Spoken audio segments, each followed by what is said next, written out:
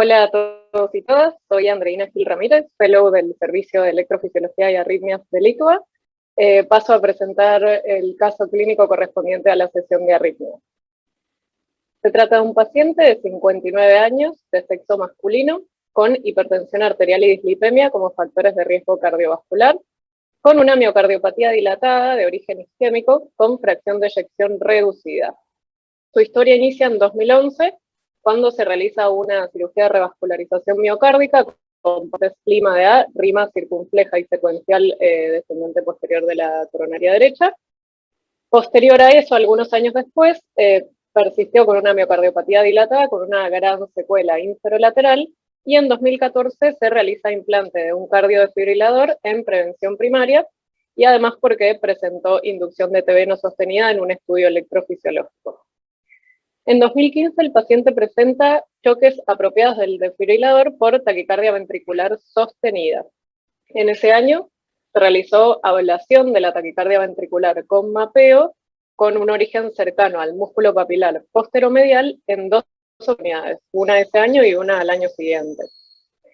En 2018 el paciente vuelve a presentar un episodio de taquicardia ventricular sostenida en contexto de una cirugía bariátrica posterior a la cual presentó algunos trastornos iónicos, hipocalemia, hipocalcemia.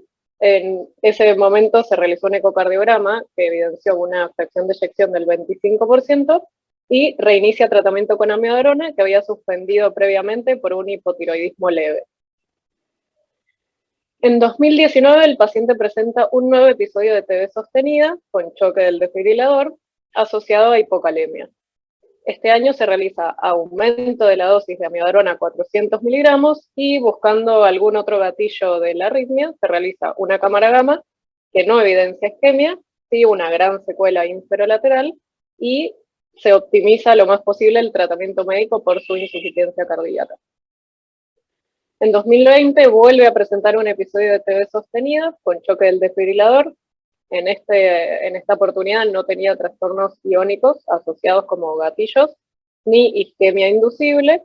Se realizó un ecocardiograma para evaluar si tenía alguna otra cardiopatía estructural asociada o valvulopatía, y presentó una fracción de eyección del 24% con solo una insuficiencia mitral leve y una gran aquinesia inferolateral y anterolateral con hipoquinesia del resto de los segmentos. Esta es la imagen de su taquicardia, que como podemos ver tiene imagen de bloqueo de rama derecha, por lo cual sospechamos que obviamente viene del ventrículo izquierdo, con imagen con eje superior por imagen negativa en derivaciones inferiores y transición precordial bien tardía, con un posible origen, o con imagen también de mi bloqueo posterior, con un posible origen inferolateral correspondiente a su escara. Así que se decidió nuevamente realizar una ablación con mapeo.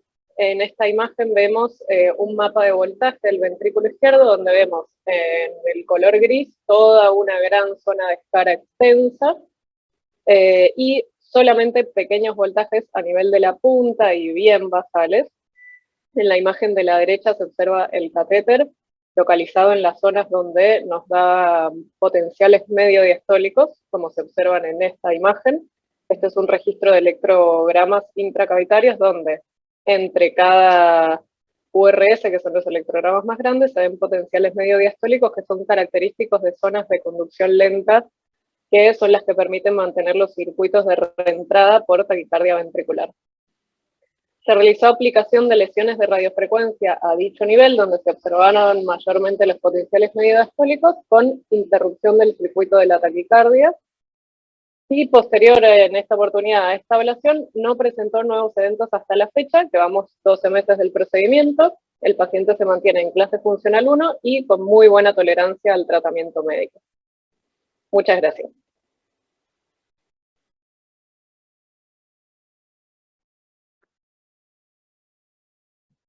Buenas noches, ¿cómo están? Bueno, quería agradecer al comité organizador por esta invitación. La verdad es que es un honor hacer parte de este precongreso SAC 2021.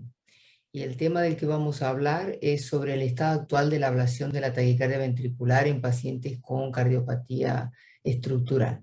¿Qué es lo que el clínico precisa saber?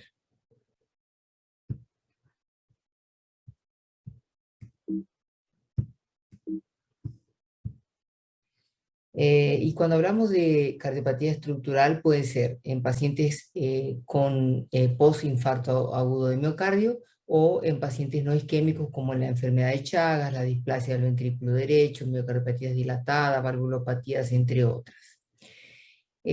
Sabemos que el sustrato de la taquicardia ventricular se origina en una cicatriz que tiene células o fibras miocárdicas vivas en el medio, y esto genera una reentrada que permite entonces la formación de una taquicardia ventricular monomórfica.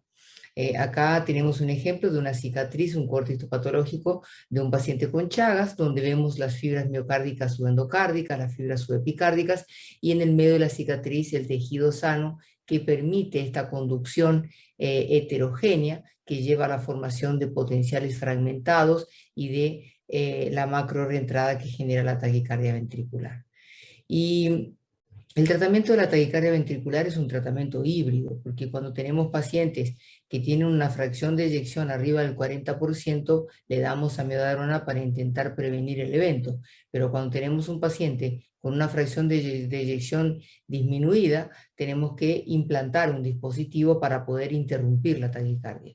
Y en los dos casos, cuando lo mismo la taquicardia se mantiene, se sostiene y se torna refractaria, a la medicación y a tomar terapias de choques del CDI, hay que modificar el sustrato y realizar la ablación. ¿Cuáles son las estrategias de ablación por catéter para la taquicardia ventricular? Tenemos, si fuera un mapeamiento endocárdico o un mapeamiento epicárdico, tenemos una cicatriz, y lo que se puede hacer es una homogeneización de la cicatriz o un aislamiento aplicando en todo el borde de la cicatriz y aislamos la cicatriz, o la descanalización, que es la localización de los canales y de esas fibras miocárdicas vivas dentro de la cicatriz. Para la ablación es muy importante la preparación previa, y la resonancia cardíaca es un examen complementar fundamental porque nos muestra lo que está, el tejido que está muerto, o el edema, que es tejido también que brilla.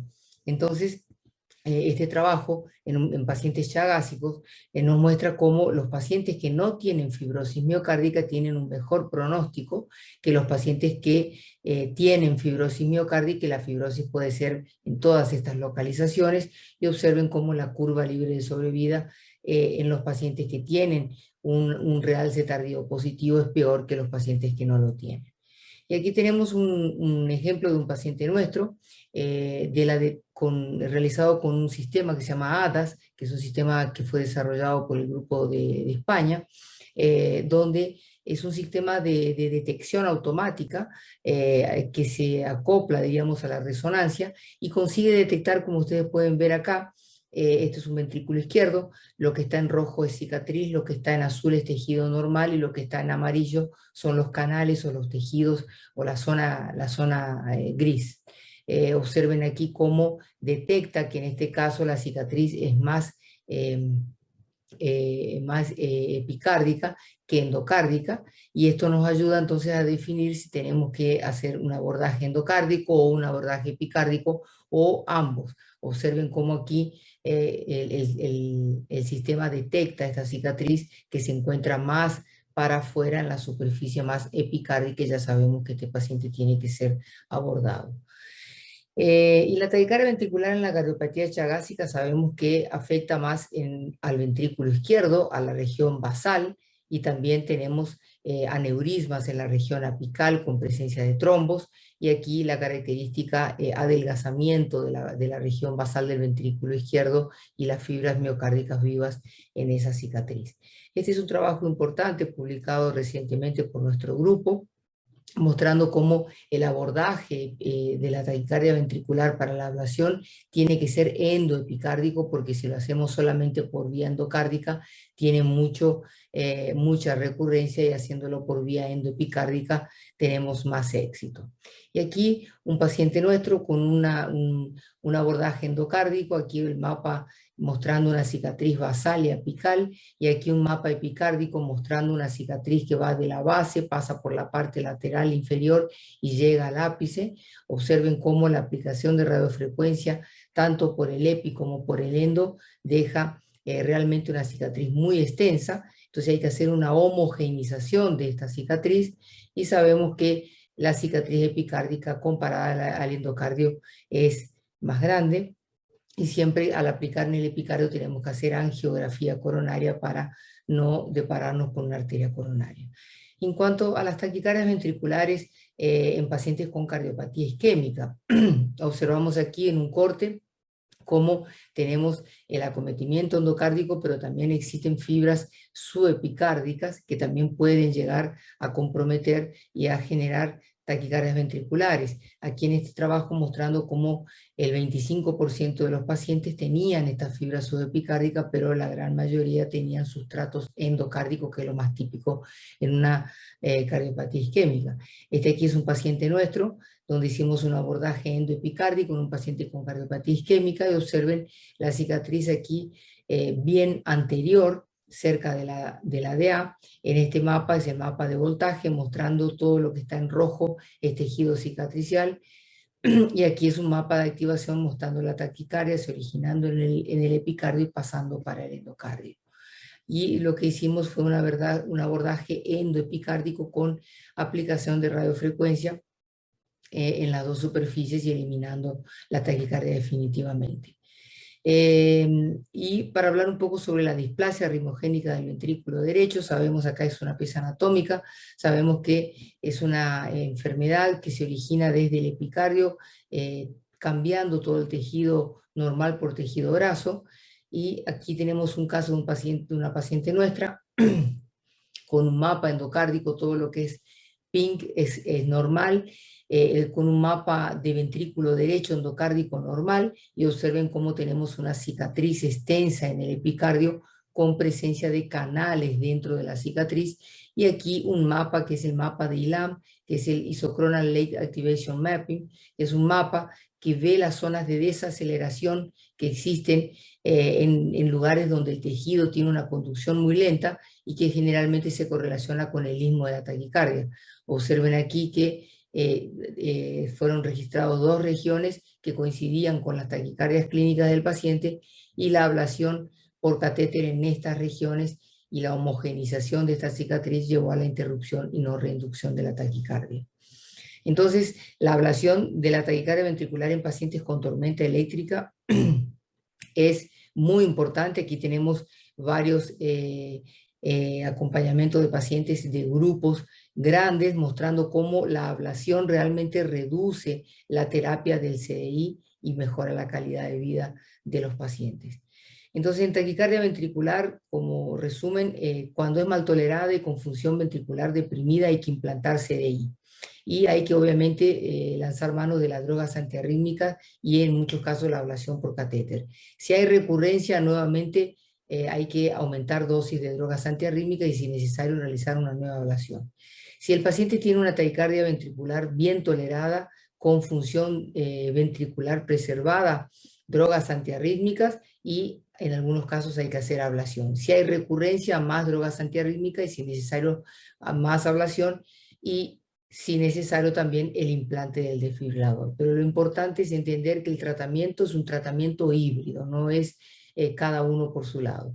Entonces, como conclusión, la prevalencia de los circuitos epicárdicos es baja en la cardiopatía isquémica, la ablación disminuye las recurrencias y las terapias del CDI, la prevalencia de los circuitos epicárdicos en la cardiopatía chagásica es alta y el sustrato es predominantemente relacionado a la pared inferolateral basal del ventrículo izquierdo.